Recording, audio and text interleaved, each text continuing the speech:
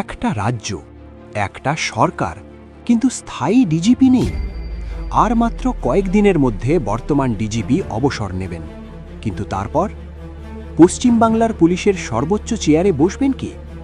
এই প্রশ্নটাই আজ কাঁপাচ্ছে রাজ্য রাজনীতি। আপনি দেখছেন আজকের বাংলা, বাংলার খবর সবার আগে।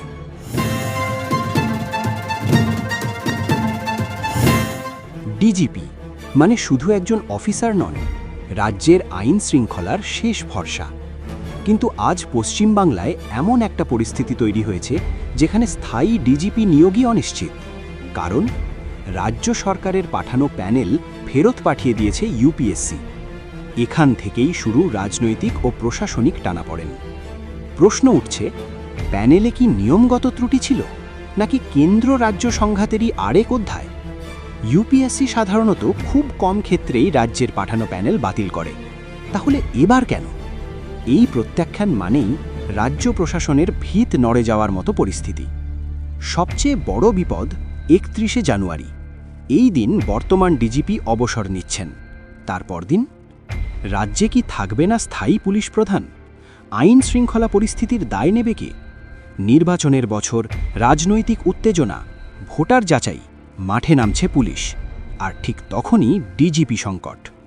এই ইস্যুতে রাজনীতি ইতিমধ্যেই তেতে উঠেছে। বিরোধীদের অভিযোগ প্রশাসনিক ব্যর্থতা, কেন্দ্র রাজ্য সংঘাতের খেসারত দিচ্ছে সাধারণ মানুষ। আর শাসক শিবির বলছে কেন্দ্র ইচ্ছাকৃতভাবে জট তৈরি করছে, ফেডারেল কাঠামোতে হস্তক্ষেপ করা হচ্ছে।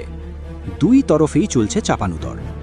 কিন্তু এই লড়াইয়ের মাঝে সবচেয়ে বড় প্রশ্নটা তুলছেন সাধারণ মানুষ। আমাদের নিরাপত্তার দায় কে নেবে? পুলিশের শীর্ষে অনিশ্চয়তা থাকলে আইন শৃঙ্খলা কি দুর্বল হবে না? রাজনীতি চলুক, কিন্তু প্রশাসন কি ঝুলে থাকতে পারে? এই প্রশ্নের উত্তর আজও নেই। ডিজিপি নিয়োগ কি শুধু প্রশাসনিক বিষয়, নাকি এর পিছনে লুকিয়ে আছে বড় রাজনৈতিক খেলা? আপনার কি মনে হয়? কমেন্টে লিখুন। এই ভিডিওটা শেয়ার করুন, কারণ প্রশ্ন করাই গণতন্ত্র। আপনি দেখছেন আজকের বাংলা, বাংলার খবর সবার আগে।